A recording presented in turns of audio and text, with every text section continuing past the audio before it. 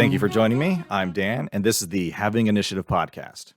This is my second episode, but technically it's the first one in the format that I'm going to be using for these solo episodes. The very first one was about what this podcast is going to be about and my motivations for doing it. So if you are curious and you haven't seen it, check it out. And this episode is titled What We Know. Okay, and it's going to be about, I guess, decision making, if you will. So if you heard my last podcast, at the end, I talked about something called the OODA loop. It stands for Observe, Orient, Decide, and Act. Now, I recounted that I'm not sure if this was the colonel who developed the method, I guess you could say, if he was acknowledging these processes occur inside an individual when they make a decision, or if this was like a protocol for solving problems. Now, I know it is taken about it as if it is a protocol for solving problems, like with a fire extinguisher, pull, aim, squeeze, and sweep, like pass. Now, and also another example would be like at a company, you could have protocols for how to submit a complaint or how to ask for a pay raise or how to ask for your schedule to change, that kind of thing, a procedure to follow. And that's how a lot of people use the OODA loop when they're talking about it. Now, regardless of what it is or how it can be used, there was debate as to its effectiveness because there were people who swear by it who weren't making great decisions. So people wondered, okay, is the OODA loop all that it's chalked up to be?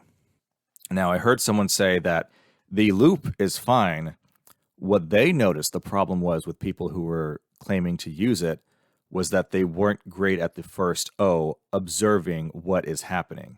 So since they weren't doing a great job of truly observing what is happening, they didn't orient themselves properly, and then they didn't make a good decision, and therefore their actions were ineffectual.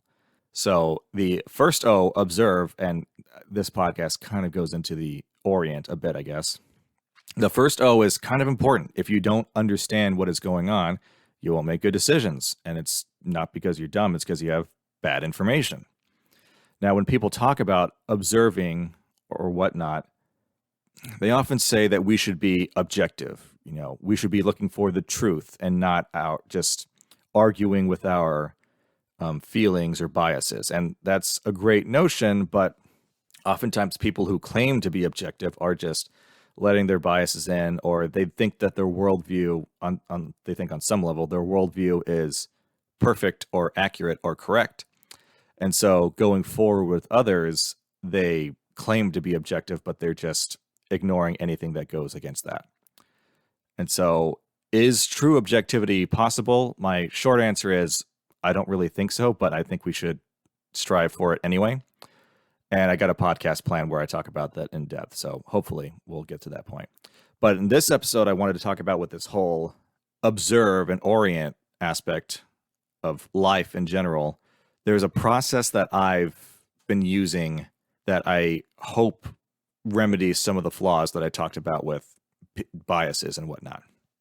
It's basically taking inventory of what you know and then acknowledging what you don't know, realizing what you can know, and then accepting what you can't know.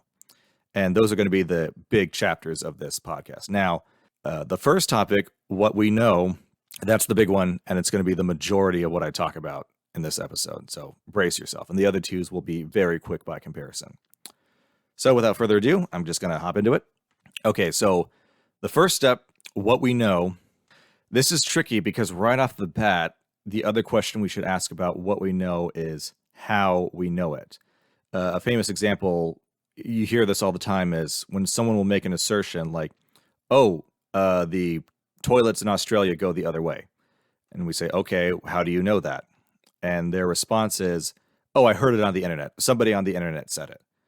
And now that is something that can be easily discovered and proven, but the notion of I heard it on the internet, that doesn't prove anything. And we all know there's tons of wrong information on the internet.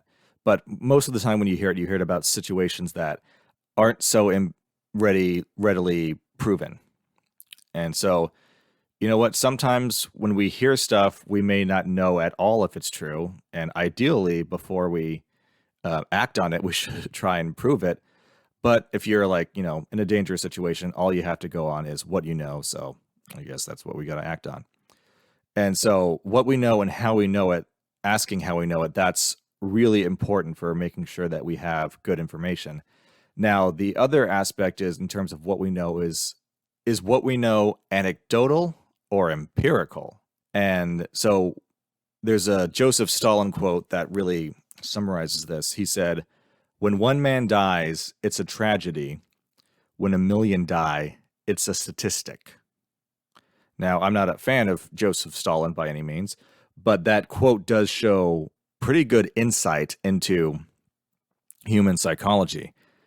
Two examples I can think of, like whenever I watch the local news and we hear about someone who was in a car crash or something, or maybe there was a violent situation and someone was murdered, they don't, of course, don't show the corpse on screen, but they show the wreckage or the aftermath, and then they talk to family members of the deceased, and they show pictures of when they were young or alive, and they were talking about what a great person they were, and all the joy and hopes for the future, that kind of thing.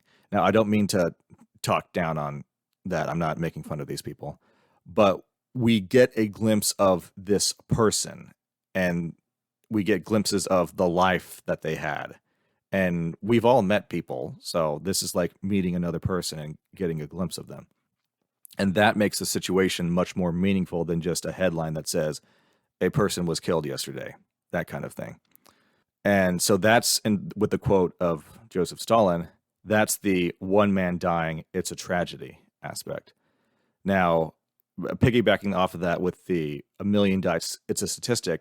Recently, for some reason, I was looking up information about the Titanic, and right away you can get the metrics of 1,000 people, or maybe more or less, died in the incident, and you think, wow, 1,000 people dying, that's sad. But then I was watching videos where they showed the wreckage, and there was remains of items that people used to use. Some of it was at the bottom of the ocean, so it was hard to see, but other things they recovered. It's like, wow, this was a hand mirror that someone used once. And then this was a shoe that someone had. And like on a off note, they just showed a bunch of shoes at the bottom of the ocean because the bodies had dissolved, but the shoes remained.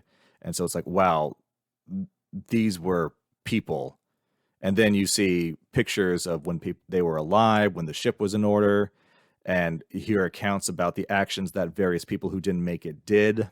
And all of a sudden, this Titanic incident becomes much more tragic because you've seen the people. So all of a sudden, 1,000 people dying means a lot more because you've heard all of those one man dying stories, basically. So that's a quick glimpse at anecdotal evidence versus empirical, and how one grabs you, and it can seem a lot more, if you're given evidence for something and you're given the anecdotal story, it can seem a lot more important than it actually signifies. So like with anecdotes, imagine you hear someone say, okay, I know, I don't know, I've never been to that grocery store chain, but I know one person who was denied service there because when he went there, this angry employee said, nope, I'm not going to help you. Get out. Bye. Now, that is proof that the store, I mean, assuming this is correct and it can be proven, that is proof that that store hired an angry employee who denied someone service. Now, with this kind of thing that I've heard, the people have used the argumentation of you should never go to that grocery chain because the employees there are terrible. How do I know this? Well, let me tell you this one story about this one employee. Now, assuming that did happen, it is proof that it is possible that that grocery chain has an angry employee that is going to deny you service for whatever reason. But it's not proof that everyone at that chain is a terrible person. I've worked at a grocery chain for all intents and purposes, and I hated when I saw headlines of, okay, a person in another state that I'm not in had an awful experience. Here's it caught on tape, and it was just the worst employee ever. And now people are like, oh, well, that's the kind of employees that Daniel's company has. We shouldn't go there. And it's like, hey, I never treated a customer like that. So anecdotes are like Murphy's Law. Anything that can happen will happen. So anecdotes is proof that something can happen because it did. But it's not proof that it happens everywhere. It's not proof that it's the norm. And that's something we have to bear in mind with anecdotes. It's a possibility. Now, again, oftentimes anecdotes are like that one man dying. It's something that sticks with us. And emotion oftentimes overpowers quote unquote logic and reason. So hopefully, whenever you're acknowledging what you know and acknowledge how you know it, you don't let it overcome you because there's a lot more to think about. Now, there's certainty and there's conjecture. That's another thing you have to acknowledge. Now, with that anecdote, if you can, if you have, I mean, if you can prove that it actually happened, it's certain that that happened. But if you just heard someone talk about it and it's like, okay, well, who is this person? And maybe the person recounting the story doesn't have details, then it's possible there's a lot of conjecture going on, and that's not how it happened. Now, it's like with the I heard it on the internet. Okay, that's a maybe it happened, but since we can't prove it, it's we can't go with it. But the people who heard something on the internet, they treated it as certainty, even though it was without proof, it was just conjecture. And we all do this a lot. I'm not talking about like I heard it on the internet.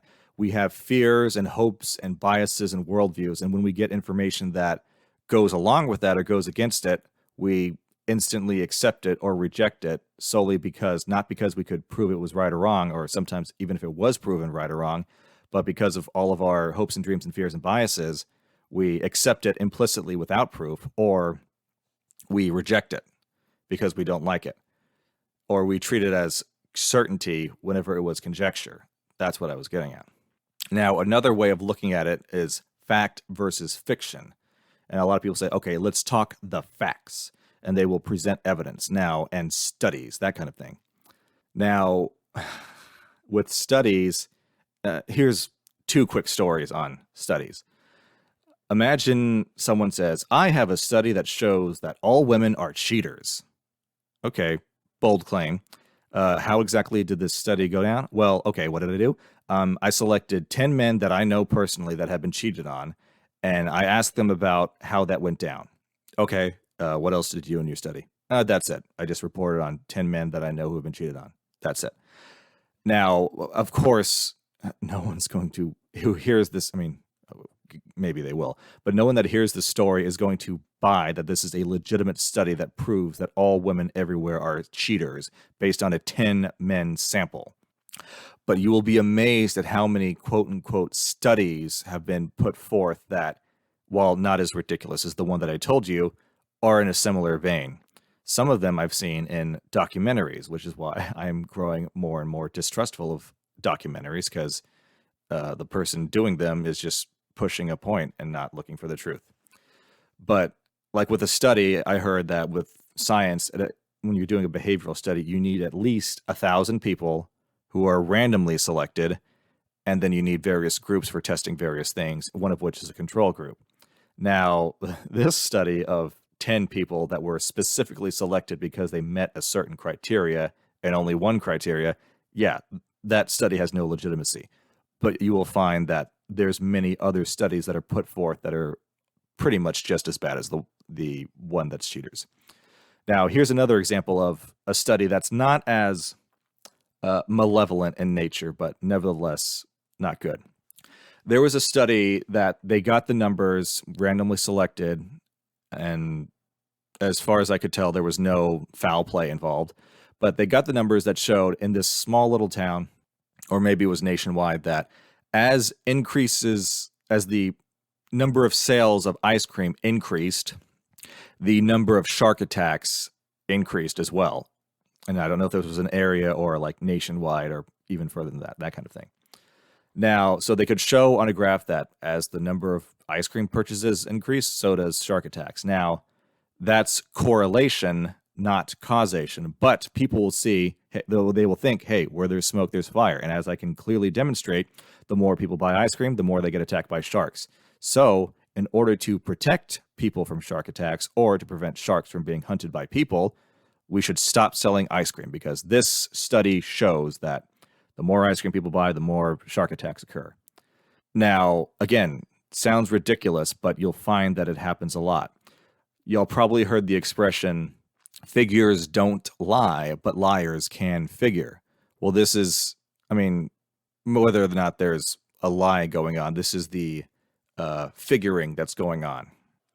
Now, with this study, the person who I heard it from said, well, there was a lot more variables going on, and they showed that when the purchases of ice cream increased, it's because it was during the summer. And when the purchases of ice cream increased, the number of people going to the beach also increased. And the scientist was saying that was the deciding factor with shark attacks. Since more people were in the water, there was a greater likelihood for shark attacks. It had nothing to do with the ice cream. So again, with studies like these, they can convey something that is not actually true, and the person sharing the information could be the one that's hoodwinking people. I've seen a lot of studies put out by scientists or assertions made, and then someone in the media takes it and says something completely different, or what the scientist or filled in blanks that the scientist left, and it conveyed something completely different. And so whenever you hear studies being used for facts, you have to take a look at them and see what they are actually conveying. What we know is what we heard from the study. How do we know it? That's how you take a look at the study and find what it was. Now, with fact versus fiction, people will use, okay, proof, quote unquote, but sometimes we can prove something happened, or we can disprove something happened, or is the natural state of the universe, I guess. But there's times when we can't do either. Now, if we can't prove or disprove something, oftentimes people will take the stance that it is incorrect or it is false. It's like, okay, I can't prove this, then it's false. Okay, I can't disprove it, then it's true. That kind of thing. Now, if we're being honest with what we know, if we can't prove or disprove it, then it's not right or wrong. It's just an unknown. Now, maybe in time, I'm getting ahead of myself here, but maybe in time we will get more information that proves it, but just because we can't prove it doesn't mean it's wrong. And just because we can't disprove it doesn't mean it's right. So just bear that in mind when you go forward. Now, one more thing when we're talking about what we know and how we know it is this idea of interpretation versus projection. Now, I heard Jordan Peterson talking about how to have a constructive conversation, and I don't know if he heard this or if this was his idea, but he said person A tells their story, their argument, their worldview, whatever, and person B listens to it. Then, once person A is done talking, person B says, okay, I was listening, here's what I think you're saying. And person B tries to describe in their own words what person A was getting at. Then once person B is done, person A has to say, yes, that is correct. That is what I am putting forth. Or if it wasn't, they can say it wasn't. But that was the notion of step one for having a good conversation. Then person B is like, okay, then person B can respond to what person A said. Now, imagine if person A basically says, okay, A, B, and C, and then person B says, okay, so what you're saying is D, E, and F, and Z, and G, and Q. I mean, completely wrong. Now, maybe person B isn't that bright, or maybe person A didn't describe it well. Those are possibilities, but the possibility that I'm getting at is that person B doesn't like person A or doesn't like their worldview, and so they are intentionally projecting their fears or whatnot onto person A's argument. Or perhaps person B or person A thinks by simply acknowledging what person A said is agreeing with it, and that's why they don't want to accurately report back what they heard.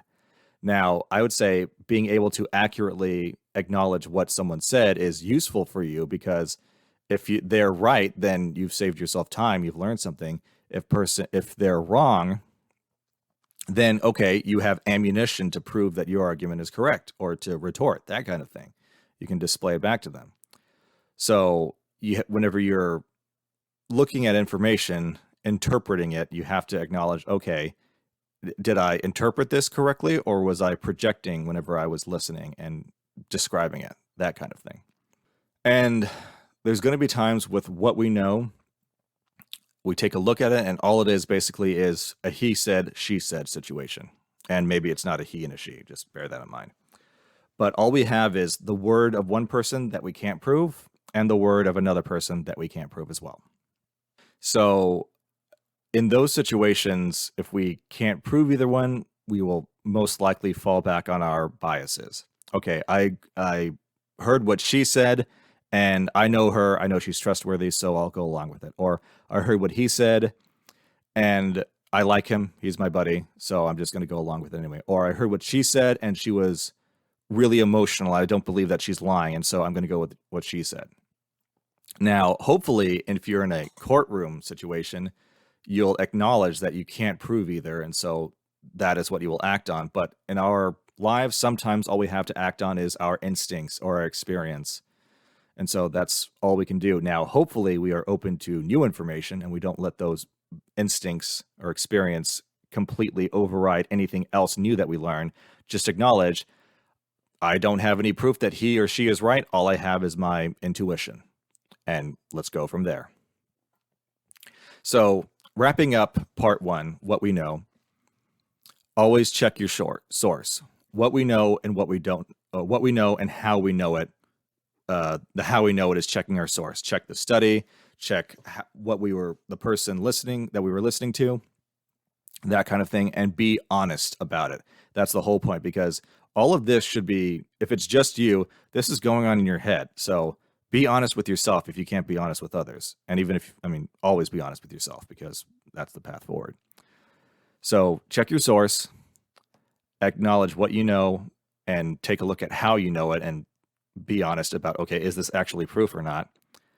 And be wary of the situation where, okay, this is what I know, but I can't confirm it.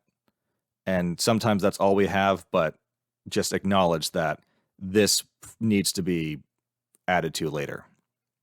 So, moving on to step 2, what we don't know. So, oftentimes, what we don't know is just acknowledging the absence of the information. It's like, okay, what's the height of the Eiffel Tower? I don't know. That's what we don't know.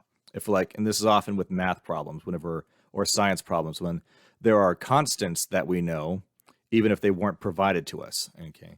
When you're given a science question, they're going to test your knowledge of formulas and understanding what's in front of you. But I don't think they're going to create a situation where it's like, in this scenario, the gravitational constant is different, because that's not helping anyone. Now, so oftentimes we're acknowledging the absence of information, but sometimes, like piggybacking off of what we know, we're just acknowledging our biases. We heard something on the internet, we thought it was true, but we took a look at it and said, okay, we really can't prove this. We don't actually know. So that information falls in this category, what we don't know. And there's a Friedrich Nietzsche quote that really sums this up, which is, there are no facts, only interpretations. Now, I know you're going to think, okay, science is proven in facts. Well, every unit of measure that we use empirically, seconds, kilograms, that kind of thing, those are a unit of measure that we discovered or utilize, and we use that to interpret the universe. And there's this big debate between classic Newtonian physics and quantum mechanics about how we should look at the universe. And they're both science, and they are very in contrast to each other. Just something to bear in mind.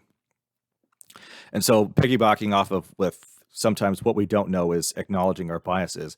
We like to assume things, but if it doesn't survive the scrutiny that we put in step 1, then that information ends up here in this category. We don't know. Now, sometimes, like in terms of acknowledging our biases, like I said with the he said, she said situation, it's like, okay, well, I can't prove either one is right, but I know his or her motivations and find them desirable or less than desirable. And so as a result, beforehand, we would go off of that, but now we have to acknowledge that we don't know. And another thing that I see people do is, okay, I don't know if they're right or wrong, but I don't see how they could make another decision. I don't see how they could do that, or I don't see how they wouldn't do that action. But the truth is, we don't know what people's motivations are. And so if we do think, okay, I don't know, but I know that person, so I'm going to assume that that's the case. Okay, you can do that. Just acknowledge that we don't actually know.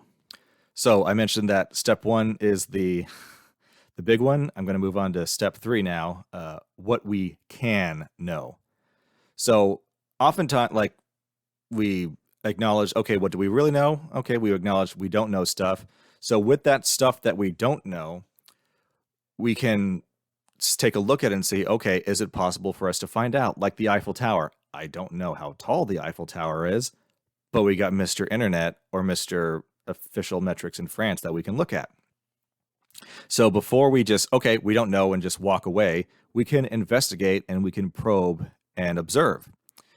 Now, in the age of information, we can find out a lot of things. Just, again, apply the scrutiny of step 1 whenever you're looking at, okay, can we know this? And be honest about it. And like with the, I'm going to give you an example later, but I was talking about with science questions, they'll give you some information and some of it you know, even though it wasn't provided. And with that information, that what you know, you can utilize it to find out other things. And I'm going to give you an example at the end. Okay, so you took inventory of what you knew, you acknowledged what you didn't know, and from that you realized what you can know. Now comes the accepting, or I guess also acknowledging what we can't know. I heard with Stephen Hawking, I believe his main area of study was the history of the universe. He gave a lot of information about that, but he was asked in an interview, okay, all of his knowledge starts at the Big Bang and afterwards. Inflation, expansion of the universe, that kind of thing. And he was asked, okay, well, what happened before the Big Bang? And he said, that's, I don't know if he said foolish or ridiculous, but he said that's a foolish question to ask because we can't know what happened before the Big Bang. Therefore, we shouldn't even ask the question. Now, I disagree. I think we should ask the question, but we have to acknowledge just that we can't know. Okay. Just because we can't know doesn't mean the question shouldn't be raised, because sometime, maybe in the future, we will have the means to know. Like most of what we know about science now, we need a certain level of technology to observe or prove. So if we travel back in time to the Dark Ages, we can't prove, well, I mean, for the most part, some of the science things we can't prove without technology. So if we go back to the Dark Ages, does that mean that those phenomena occurring in nature and what we know about them is all wrong? No, it just means that we can't prove them at this time. Then as technology improved, we could take measurements, that kind of thing. Our knowledge expanded based off of that. We were able to learn more, and so we could know. But at that time, they can't actually prove them. Or there were some things that if someone had a crazy idea about something, that's an example of they can't prove it. But there's some things that it's like, okay, can we find out this information? And the answer is no, we don't have the tech to do it. Now, it may seem scary to acknowledge that we can't know something, and we may never be able to, but hopefully we can find serenity in that. So, recapping, I wanted to give you kind of a real-world example of all of these steps in action, or more or less. Okay, so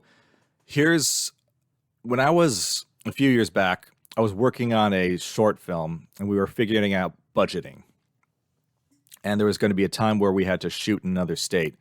And we were doing that because we could get certain tax rebates back, and it would be cheaper. And I forget how it happened, but basically the situation that fell in front of me was like, okay, if we take the entirety of our expenditures in that state and add 30% of that in taxes, and that totaled less than $50,000, then we would get a substantive rebate back. And so that was our goal. Now, the question is how much money, the maximum amount of money that we can spend in that state for the production of this short film. What's the maximum amount that if we add on 30% of that maximum amount, we will still fall under 50,000. And the mood at the table was, I don't know how we're going to figure that out. But I fell back on my school training for taking standardized tests. And I'm like, okay, let's take a look. What we know is X, the amount of money that we can spend, plus 0.3X, 30%. Okay, if we add those two together, it has to equal 50,000, or technically go under. So I just use my Algebra 1 skills to manipulate things. It's like, okay, that's 1.3, or 50,000 divided by 1.3, and that gave me the result. And I plugged it into my calculator, and it seemed too easy, and I took a look at it. But yeah, I was right. That's all it took. And this took me about like 2 minutes, maybe, because the meeting was going on and I was kind of half listening. And the people at the table were like, "Wow, that's so smart. I can't believe you figured that out so quickly." I'm like, "This is just algebra 1. I took the variables that were provided and manipulated it." So, and this seems like a tangent based off what I've been talking about, but I use certain deductive processes from taking standardized tests. And so this is kind of an example of what I was prepared for. So here's a word problem. Susie weighs 700 newtons. She is 6 feet tall. The sky is gray. What is her density and what is her mass? So I was taught with taking tests in school, you're going to be given word problems. So step 1, read through it like I just did. Step 2, figure out what you are actually trying to solve for. In this case, solve her density and solve for her mass. Okay, so then read through it again and find information, acknowledge what information is pertinent and what information is not. So I read through, Susie weighs 700 newtons. Okay, that's force. She is 6 feet tall. Okay, that's height, distance. The sky is gray. Now, the question is, what's her density? What's her mass? Density is equal to mass divided by volume. And what's her mass? Well, I guess that's part of that, so we can look there. The sky being gray has nothing to do with density or mass. So they said, okay, there will be information in there that is just added to throw you off. Now, this is a question I made up. If they were doing a math or a science problem, they would give you a number. They wouldn't say the sky is gray. But basically, you had to identify that that information is not helping you, so scratch it out of your test because it's just going to be a distraction. Now, of course, make sure that you accurately know that you're not going to need that information because otherwise it's going to be hard to scratch it back in. So, okay, so I got the formula for density. It's equal to mass divided by volume. Well, what do we know? Okay, well, the question tells us 700 newtons, that's force, and her height. None of those are mass and volume. Okay, well, what else do we know about the information? So we know 700 newtons is force. Now, we know, because we're a good science student, that force is equal to mass times acceleration. Okay, well, we were given her force, so 700 equals ma. And the second question is we're trying to figure out her mass. Okay, but acceleration. And then in this question, she would just be standing still. They didn't give us the acceleration.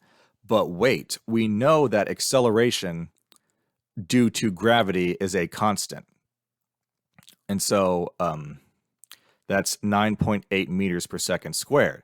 So then we could say, okay, F equals ma. You could also say A equals F divided by A. And from that, we can get her mass. Okay, so that answers the second part of the question. What is her mass? Now, okay, so for figuring out her density, density equals mass, which we now know, divided by volume. Okay, well, what's volume? Volume equals base times width times height. Okay, we know her height, but we don't know her base and her width. So for this science question, it's a bit loaded because we can't figure out her volume, so we can't figure out her density. So what we know, what was provided in the question, and our knowledge of formulas and constants, what we can know, okay, we can know her mass by manipulating the force formula with the 700 newtons and the 9.8 meters per second squared constant that we know. What can't we know? We can't know the volume because we don't have her base and her width dimensions. So I know that probably seemed really nerdy, but I find, like with that short film experiment that I was talking about, that so many people these days, if they're confused about what they're trying to do, or they make assumptions about things that they don't really know, and so as a result, they don't really understand what they can know, so they don't find out, and they don't really accept what they can't know, and so their decisions aren't great. And this podcast is called Having Initiative. I hope this process that people can use it just to gain a clearer view of what they can do and what they need to do, and they'll avoid the pitfalls based off what they can't know, and they'll use that going forward. So, just wrapping it up, the 4 steps, and again, this isn't like some life mantra to live by or whatnot. This is just a tool to understand what you know. Take inventory of your knowledge, and it's what we know, what we don't know, what we can know, and what we can't know. Okay. Thank you all for listening. I hope you enjoyed it. Now it's time for a little bit of housekeeping. Thank you.